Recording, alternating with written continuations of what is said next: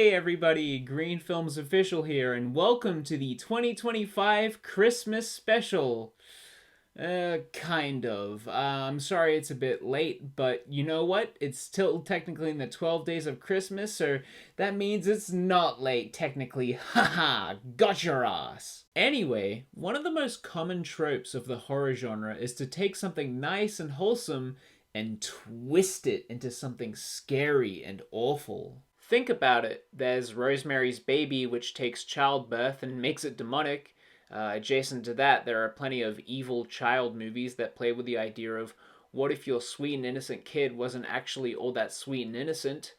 There are evil clown movies that take a type of performer intended to be funny and makes them sadistic and intimidating. There's the Sonic.exe creepypasta and its contemporaries, which are basically just what if iconic video game protagonist but evil. The foundation of mascot horror, one of the biggest internet trends of recent memory, is the idea of taking, albeit fictional, family-friendly brands or characters and making them twisted and scary. Hell, something stupid like Winnie the Pooh, Blood and Honey, and its corresponding cinematic universe exists entirely to take beloved children's characters and turn them into murderous monsters. I believe the reason for this is pretty simple.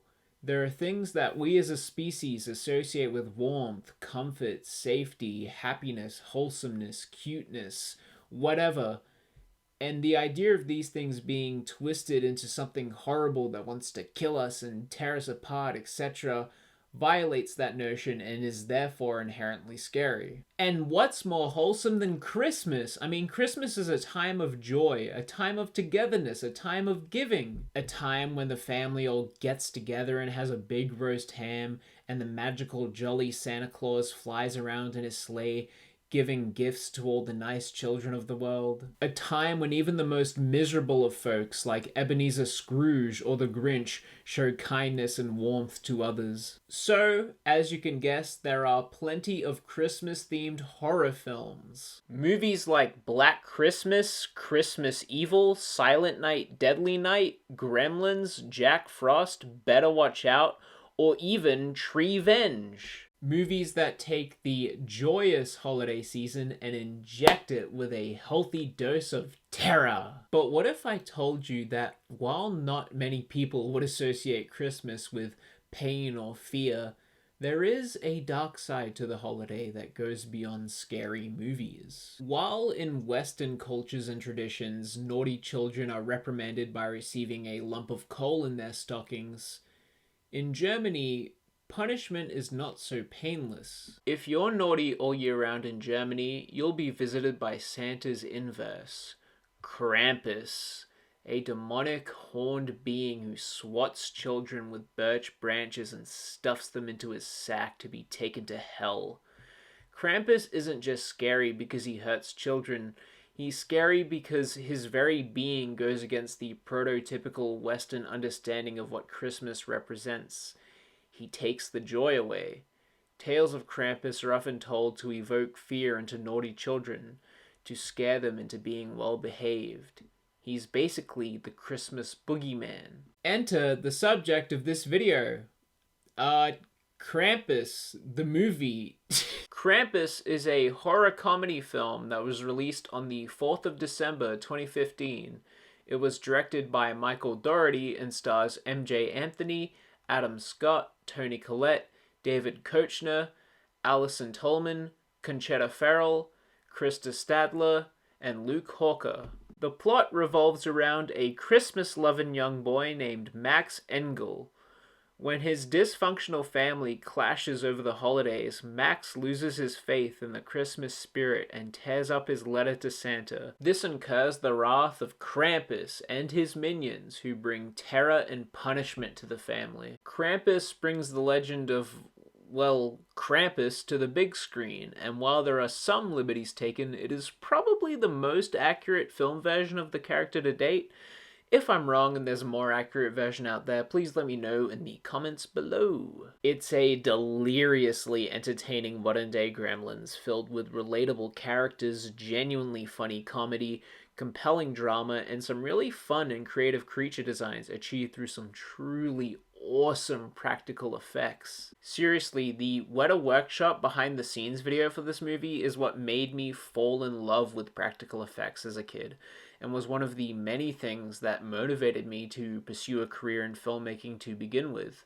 Please watch it if you haven't. The effects work in this movie is some truly fantastic stuff. But above all else, the thing I find really interesting about Krampus is how it uses the titular legend to explore the not-so-nice things relating to Christmas. Krampus opens with a swarm of adults rushing through a store in search of gifts to buy for their children, trampling employees, fighting each other to the death over certain products, being dragged out by security guards overwhelmed with stress, children crying amidst the chaos. All while Bing Crosby's "It's Beginning to Look a Lot Like Christmas" ironically plays on the film's soundtrack. This opening sets the scene for what Krampus is going to explore thematically.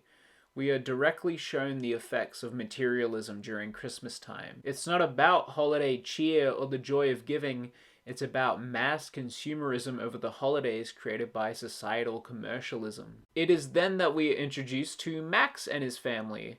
Max still holds on to his Christmas spirit and faith in Santa Claus, even though his parents, Tom and Sarah, openly discuss his lack of existence. His family doesn't seem to value the Christmas spirit too much in general. His parents' marriage is declining, and his older sister, Beth, would seemingly rather do literally anything else than spend time with their family over the holiday season. Only his German grandma, Omi, seems to value Christmas time, but even then, something about the holiday seems to make her uncomfortable. Max's extended family, who are coming over for dinner, might be even worse than his immediate family. Composed of Sarah's sister, Linda, Linda's husband, Howard, and their children, Stevie, Jordan, Howie Jr., and infant Chrissy, they have differing politics, are all about guns and competition, and are just generally more rambunctious and less polite. To add insult to injury, Dorothy,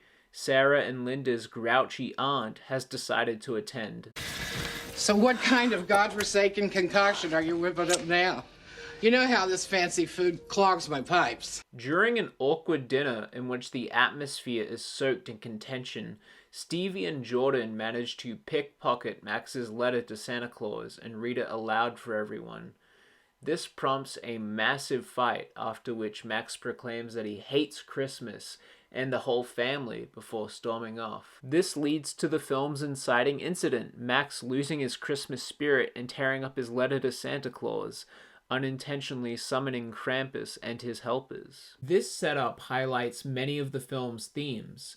So much about Christmas is appealing on a surface level, but there are many unpleasant things to be found within the holiday. Giving and receiving gifts sounds great, but it requires being an unwilling participant in rabid consumerism and feeding into corporate greed. Spending time with the whole family sounds great, but it requires talking to your problematic uncle. Getting a picture with the mall Santa sounds like a fun holiday activity.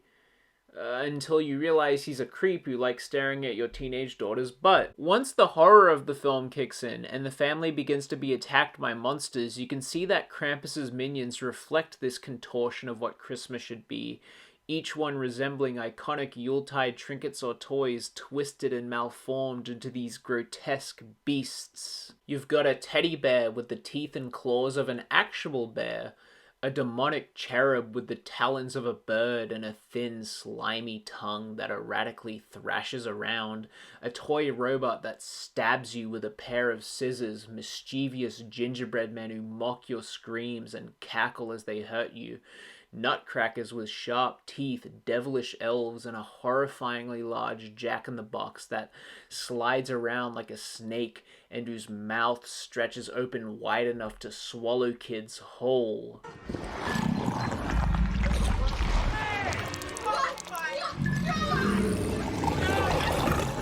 Even Krampus himself in this movie is a distortion of iconic Christmas imagery.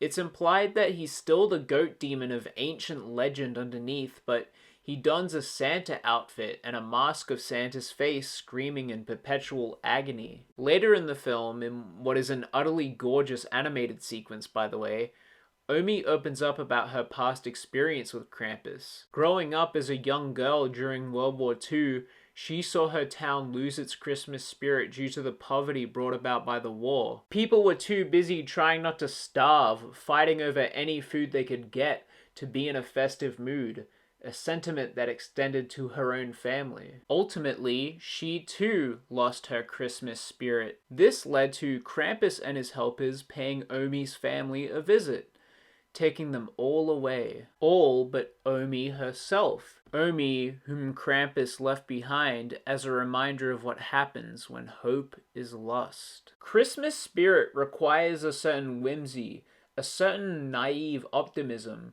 something a lot of adults simply lack because they're too concerned with other things. How can you be happy about the holiday season when you have to wade your way through a soulless commercialist system just to provide gifts to your children on top of the numerous other responsibilities you have to deal with anyway by virtue of being an adult? How can you be happy about the holiday season when your country is in a state of immense poverty due to the Second World War and you can barely manage to scrape together rations for your family? When you're a kid, Christmas is magical because you don't have to think about any of this shit. But when you're an adult, you're wise to how the world works and the magic fades away. You're no longer the one receiving gifts, you're the one buying them for others.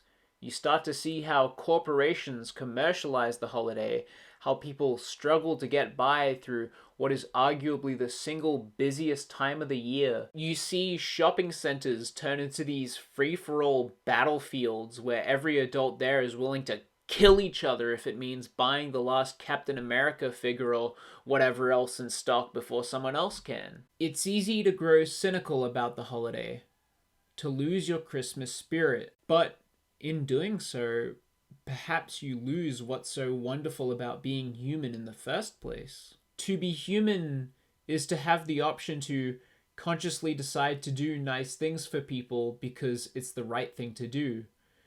To show the people around you just how much they mean to you. And in essence, that's what Christmas is supposed to be all about. One of the things Krampus does really well is showing the audience that despite the animosity between these family members, they still genuinely care for one another, even if it's hard sometimes. As James A. Janice pointed out in the Kill Count episode for this movie, one standout moment is when Aunt Dorothy grills Sarah for a cooking, prompting an exasperated crash out from her niece, and she looks genuinely guilty. When fantastical nightmare critters begin attacking the family, they have to work together to fight back and survive, and in so doing, start to bond and connect again. They start to look past their differences and see each other as, well, family again. Tom and Sarah start to reconcile. Tom starts to reconcile with Howard. Sarah starts to reconcile with Linda. Max starts to reconcile with Stevie and Jordan. Max, whose resentment brought all of this in the first place, begs Krampus to return his family by the end of the film. While other Christmas films in the past have told similar stories about valuing your family, Home Alone being a pretty big one, Krampus has the unique distinction of portraying this theming through the lens of a horror film, albeit a horror comedy, but still a horror film, where it can be unfiltered in the nastiness of what it portrays. And it's for that reason Krampus's positive message feels all the more earned. Yes, Christmas time is tainted by corporate greed and materialism. Yes, Christmas time can be stressful as hell. But Christmas's value doesn't have to be determined by external factors. The magic of Christmas doesn't have to be determined by a literal magic man who delivers presents, but rather in the potential for our own capacity for good, for connection, for love. Maybe that way we can find kinship in even our most annoying relatives and realize what they mean to us. Maybe that way we can find meaning or even happiness in a nightmarish situation. Maybe that way we can rediscover our Christmas spirit. Well, I think that'll do for my analysis of Krampus. I hope you guys enjoyed this late Christmas special. If you did, please be sure to smash that like button and subscribe to the channel if you haven't already. Your support really helps out. I also do written reviews over on Letterboxd, Backlog, Serialized, and Goodreads, the latter of which I'm going to try and be a bit more active on this year. And I also do photography and stuff over on my Instagram, so go check out all of those if that sounds interesting to you. And yeah, I hope you guys are excited for 2026. I reckon I've got some good videos planned for this year. And yeah, I hope to see you in the next one. Bye!